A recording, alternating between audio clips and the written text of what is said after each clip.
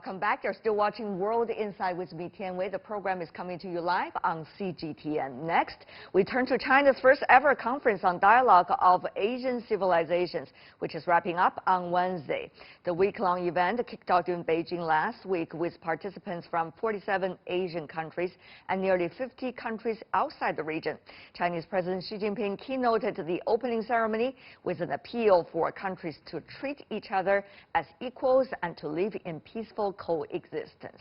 The highlights of the Asian Civilization Week include Asian Culture Carnival, involving more than 110 activities showing the diversity and charm of Asian civilizations. The conference is a new platform for promoting dialogues and exchanges among Asian civilizations at a time of rising populism and uncertainty in the world. And to discuss more about the results of all of these exchanges and the potential of cultural exchanges in the region and beyond, we are joined by Mr. Teng Jimeng, an associate professor from Beijing Foreign Studies University. Sir, welcome to our program. And also in New Delhi, we have Mr. Nadhav Nalapat, who is UNESCO Peace Chair and also Director of the Geopolitics and International Relations Department at Manipur University. So, Mr. Nalapat, good to see you. I hope we put aside the geopolitics a little bit. Let's talk about the culture, we hope. Professor Nalapat, help us to understand, really to you, in your eyes, what are real cultural exchanges? What could be termed as the real cultural exchanges? Well, actually, the important thing is that this kind of a dialogue has now come center stage, and that too in China, which is, as has been said before, now the second largest economy in the world. The reality is that India and China together have more than 10,000 years of human history behind them. But the reality is that in the dialogue of the world, almost nothing of Asian civilization, of Asian culture, of Indian culture, of Chinese culture ever gets talked about. The only culture that continuously gets talked about, continuously gets highlighted, frankly, is the culture of Europe and the people who have migrated from Europe. So I'm happy to say that at long last, Asian cultures, Asian civilizations are taking an important role. And as I pointed out again, you have countries in the region, Korea, for example, is another example of thousands of years of culture. So many countries with thousands of years of culture. So I'm glad Asians are finally paying attention to their own cultures. Well, of course I have to follow up a little bit, Professor Nalapat, because you talk about how much do we know about these cultures. But the question really is, how much do we know about these cultures ourselves, particularly about the ancient times, and whether dinosaurs are still relevant today. Professor Nalapat, without further ado, would you like to elaborate a little bit about this? Take India, for example, if you can. Give us some specific examples. You know, I'd like to say that the pride in culture, pride in tradition is the foundation for future progress.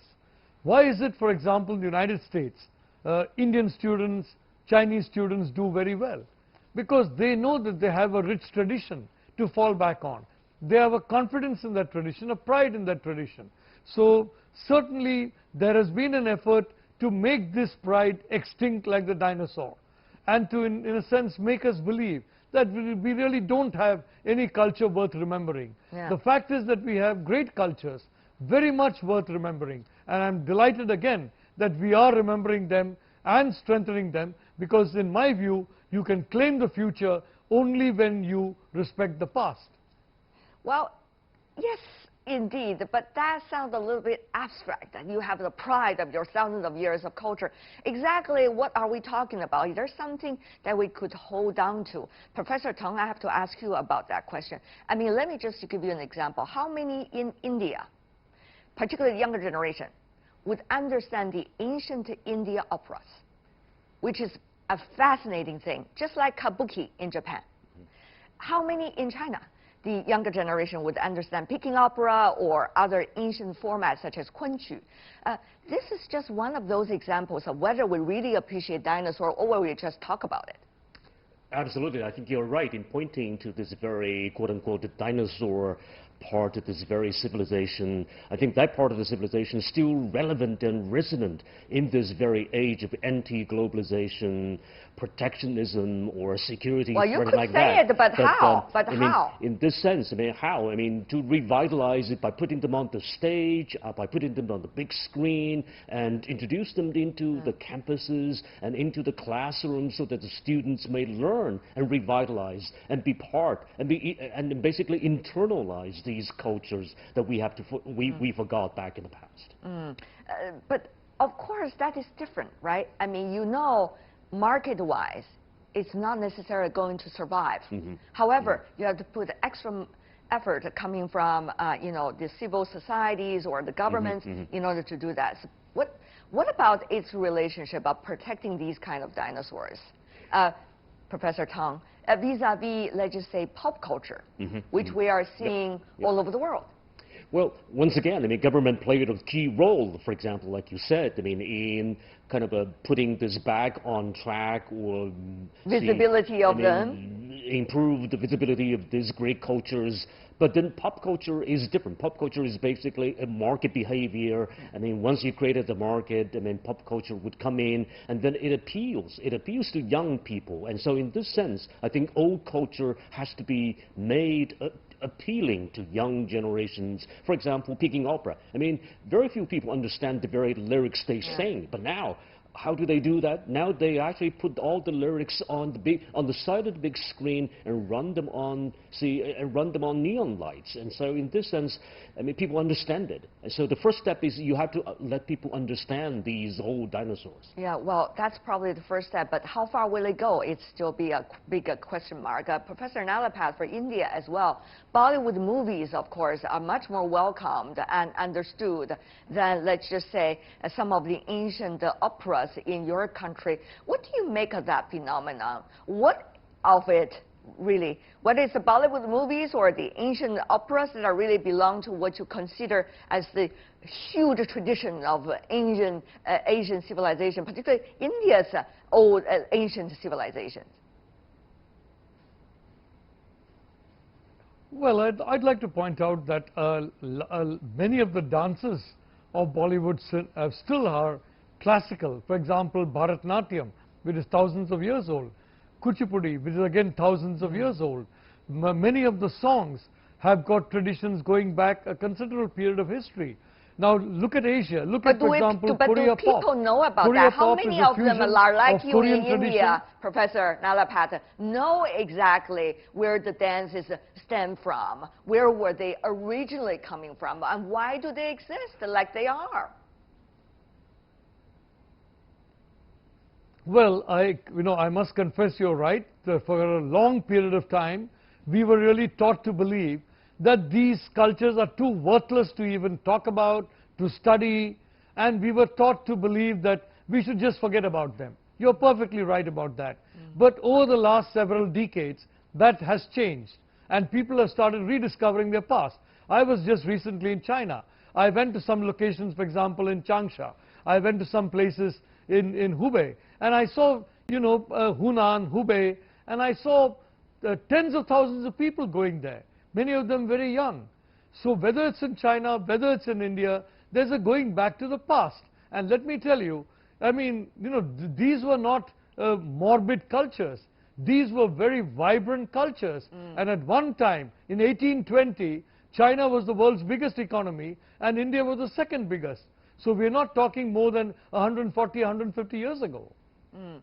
Now, here's the thing, Professor Tang. How should we update about our knowledge about the so-called past and the treasures of our ancient civilizations, but also update the things that we could carry on from those treasures of ancient times? That at least takes picky eyes, reasonable thinking, huge society discussion, if not debates. And that existed through centuries, if you look at it in China over the past 200 years. Well, once again, absolutely. I mean, these debates have been carried on forward, I mean, for centuries in terms of this is supposed to be backward or advanced.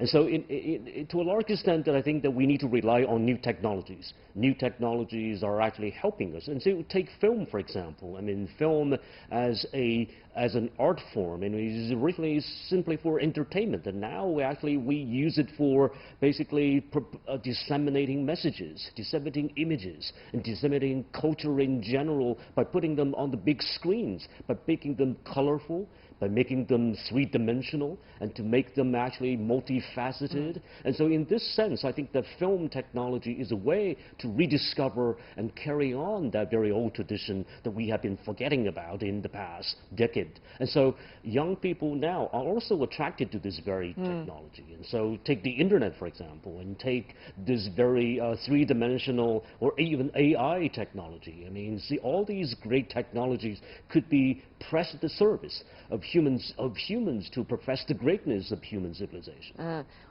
Do technologies be able to save the lives of the ancient culture, or they're likely to overshadow the content of the cultures that we're talking about? Professor Nalapat.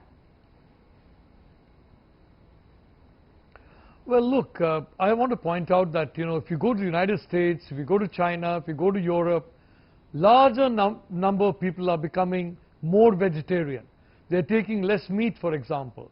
You go to China, you find a huge number of people, millions of young people are taking to yoga. Now that's an ancient culture come back to life. Traditional medicine, for example, traditional ways of healing, meditation. There are so many things in the past that are of value even in the present. And again, let me point out, these cultures were benign cultures. They didn't rely on conquest. They didn't rely on cruelty. I mean, let's be honest, in the 19th century and to the first half at least of the 20th century, there was so much cruelty, so much of conquest, so much of killing that took place when certain other cultures were dominant. Yeah. So I personally believe, as my Chinese colleague said just now, that there is a vast treasure to be discovered. And yes, I agree fully with you that this has not been really seriously discovered yet, because we have been taught to believe that these are inferior, that these are not worth discovering. I'm not sure whether we are being told that they are not worth discovering, but rather how to discover the real essence of it. I want to go to you, Professor Tang, before we wrap up. The so-called format vis-a-vis real essence. What are we learning? What are we really in a way, discovering? Well, I think both contents and formats are important, especially nowadays in this age of internet, the age of AI, and these huge technology advances. And so I would strongly advocate to revitalize, to rediscover, and to reinvent these content to keep up with the times. Like President Xi said, we need to work together and revitalize and to keep up with the times so that we can share and create this very community of the shared interest and shared the future. Art and literary works served this very interest, and art and literature should be preserved, and also made live again out there on the street, on the stage, in the classrooms with technologies. Well, of course, it's important to have the strong belief, but it also takes daily work in order to really discover and see the real essence of cultures and treasure them with real actions. Thank you so much for both of you for joining us. Teng Jimeng and also Madhav Nalapat. Thank you, gentlemen, for being with us. Thank you. That is all the time we have for today. If you'd like to see more, try to find us, World Insight, CGTN, into your search engine, or check out our YouTube channel. Also follow us on Twitter, Facebook, and Sina Weibo. From me, Tian Wei, and everyone on the World Insight team, thanks for watching. Tune in again next time for more insights across China and around the world. Good night.